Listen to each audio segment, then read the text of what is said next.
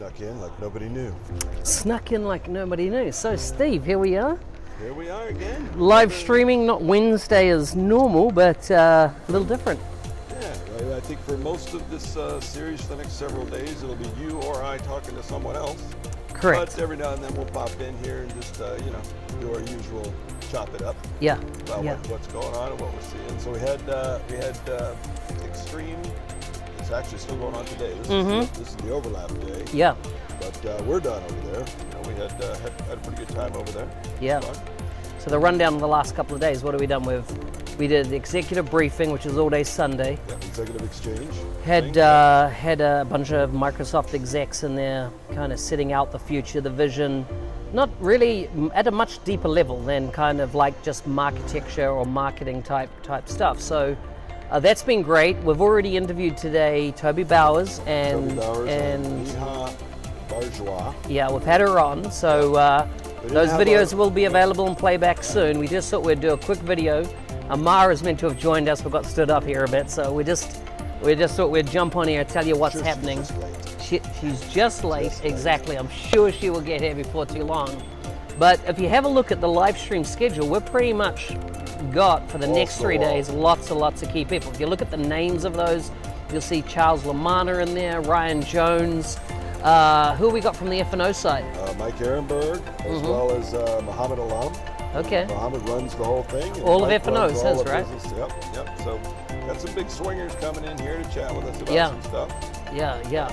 Gotta say you can't see this of course, but the expo facility here is massive. There's so many booths, so many high quality partners, ISVs here.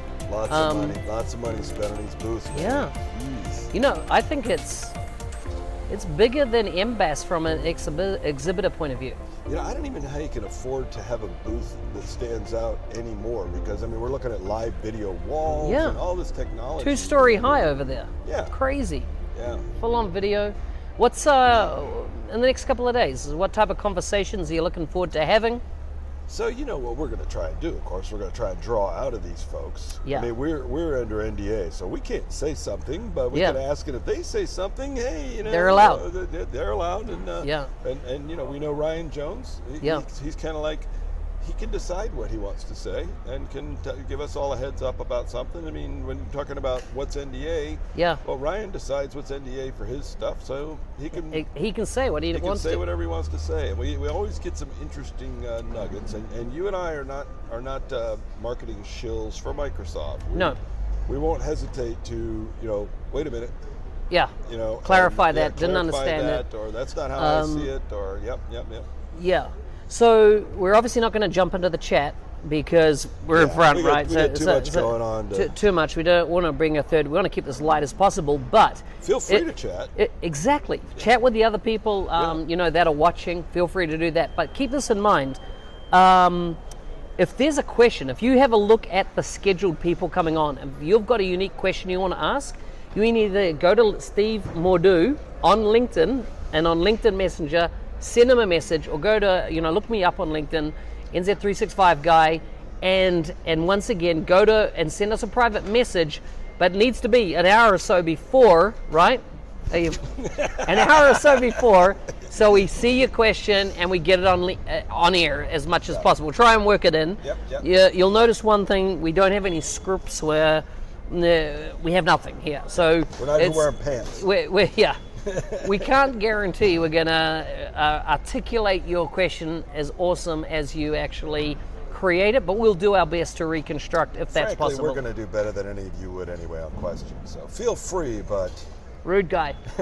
Rude guy right there, right?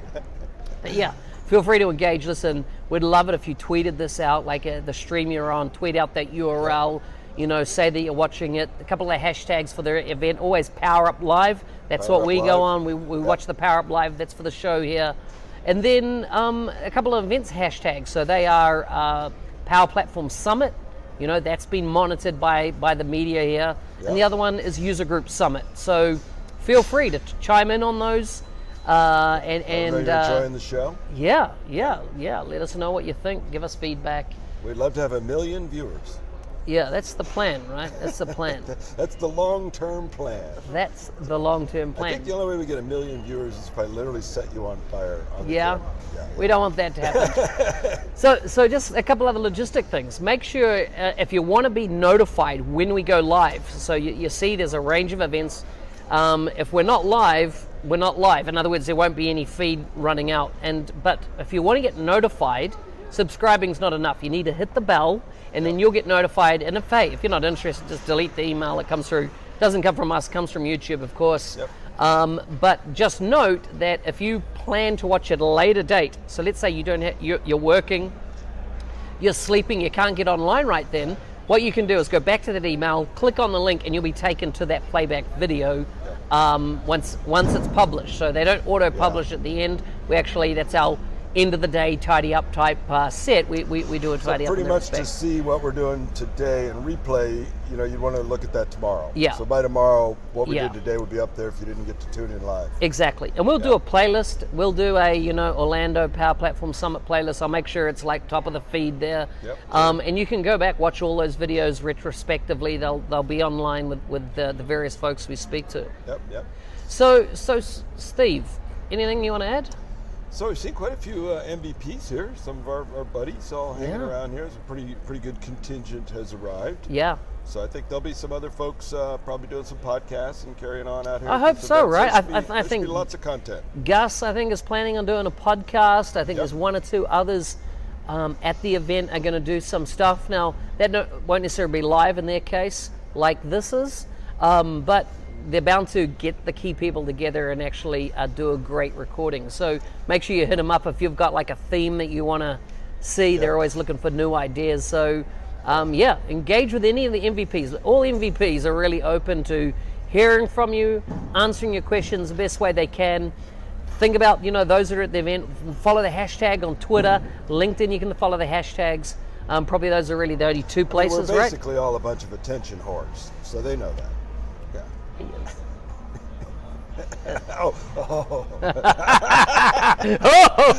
That's not the case. I tell you, one thing I am looking forward to is that we're doing a pub quiz, right, Wednesday? Yeah, it's going to be a blast. And the questions. We're going to try and broadcast that live, aren't we? If we might be able to do that, right? It's after we wrap on Wednesday. We could potentially take the rig over there. Yeah. But I think it'll be a bit entertaining, looking at some of those questions that have that are in the mix. Yep. And for you Americans, pub quiz is really like group trivia. There you go. Group trivia is pub quiz. About what we're doing. My lovely wife helped to assemble everything. She's a pub quiz master. Excellent. So done a fantastic job of doing that. Thank you, Meg. Yeah, because otherwise it would have been crap. Yeah. If we did it. Yeah, exactly. Wouldn't have looked so great. It would have been half-assed, so right? You don't need to put in the comments how shiny our heads are. We are aware. Yeah. We're well aware. Yeah. Sorry. Yeah, we need to, next time we need to get some powder. You need some makeup, right? Powder it up a little bit. Someone want to be our makeup artist at the next event, let us know. Exactly. It's not a paid position. Not a paid position, but we have a stringent interview process. Yes, exactly. Can you do this? Yeah. Yeah, there you go. Can you make us look less shiny? Less shiny. You're in. On the ISV side, we've had a bunch of discussions around ISV. We did a session this morning. We did a session this morning. Lots of questions out there. Yeah. And I just want to touch on the AppSource thing that we had discussed a little bit there. And a lot of ISVs are looking at AppSource and going, it's a lead generation engine. And I was saying to Steve in the car on the way over here that perhaps at this point you need to see it more as a deployment platform rather than a lead engine. It'll become a lead engine, we believe, in the fullness of time. But right now, what Microsoft is doing is putting the engineering in behind that to make sure that if you go deploy your solution into a customer environment, it's going to validate if your solution has any dependencies. So let's say all the prerequisites. Exactly. Yep. So let's say you had your solution was dependent on Dynamics 365 sales, and they try to deploy it into a CDS environment that has sales is not there. Yep. It's going to say, hang on a second, the prerequisites haven't been met. Yep. So think of it, what Microsoft are doing engineering-wise is creating a friction-free onboarding experience with what's coming through Power Apps. In time, there'll be more, but that's where we're sitting at the moment. I think there's another advantage to deploying. If you looked at AppSource as a deployment tool, in addition to whatever leads you, but just looked at it from a deployment tool, not only do you get the benefits you just talked about, but you're also going to get the backside analytics. You're only going to be able to get if it's deployed through AppSource and ISV Studio, where you're going to have a lot of information about, and there'll be more to come, but certainly any failed installations you'll know about, unpatched telemetry data, what's the utilization. They're intending to give ISVs almost the same level of parity of visibility about performance of ISV apps inside a customer's environment. So when it comes to fault finding, or your your customers calling in and saying it's not doing as intended, you will have the ability across all your deployments to get a bead on, is this something that's across all your deployments, and therefore maybe a bug in your software that you need to solve? Or a particular version that's out there is having a problem, and another one isn't, and to be able to spot that stuff right away in that console. And the only way that lights up is because it was deployed through AppSource, because that's where that's what's making that connection. You go side loading your apps, you're not going to get any of that information at all. And I mean, they're going to block side loading. That's definitely absolutely crystal clear. In the fullness of time. In the fullness of time. It makes sense. I mean, logically, you think that they have to. Whether they, I know that lots of folks are like, well, what do they do about, with the ISV's customization solution for customers? All that that's stuff to be figured out, but they're going to figure that out.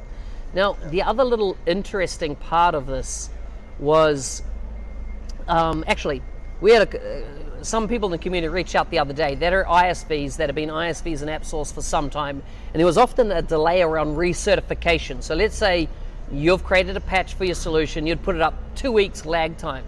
They were saying the other day, less than 24 hours, about 12 hours or less, they were recertified and back out there. And I think that's part of, once again, the engineering commitment to streamline that recertification or revalidation process and make sure your app is ready for prime time once any patch layering, etc., has been done in the app. And I think one of the caveats to that is that they've given you some tools like Solution Checker, which is very similar to the tools that they're using.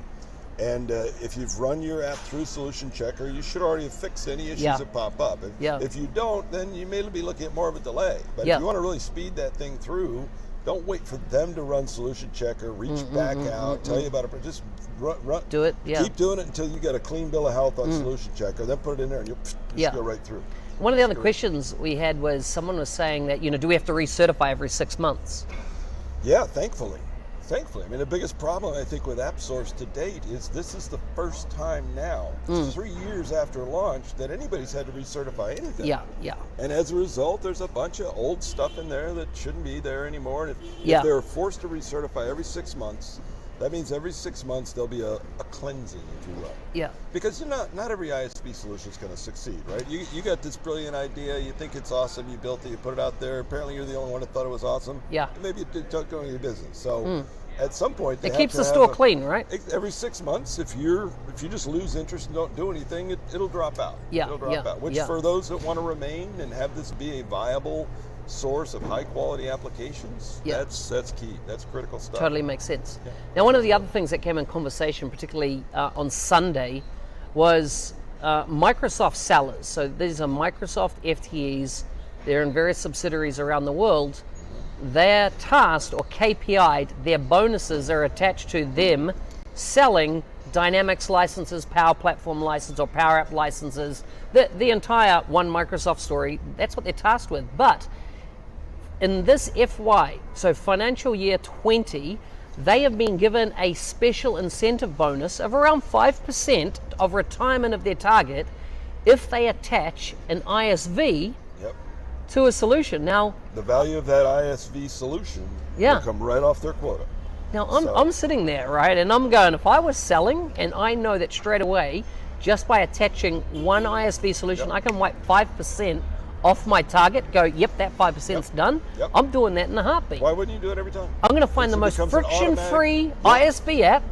Could be a horizontal app, but I'm going to find the most friction-free app, and I'm going to have my, I'm going to make sure it offers value to the customer. I'm going to make sure that goes in there so I can retire target. Just from a sales perspective, it's a no-brainer. Yeah, exactly. I mean, as we heard earlier today, salespeople are coin operated, and Microsoft's no different. They will take the path of least resistance to the highest revenue. Yeah. That's how they're wired. That's how as sellers, it's how we've always been wired. So you want to give them something when they're looking for that path of least resistance to retire that quota. And to be fair, quota retirement is not particularly difficult to accomplish for sellers. If they don't, they're pretty much fired. But certainly the sooner I can retire my quota as a seller, it's like a monkey off my back. Yep. It's a monkey. If I can retire that quota in the first quarter, it's a monkey exactly. off my back. Before H2 rolls around, right? You want that done and dusted. Yep. You'll be able to forget about it. Yeah, not stressing to the end of the year. So, anything else?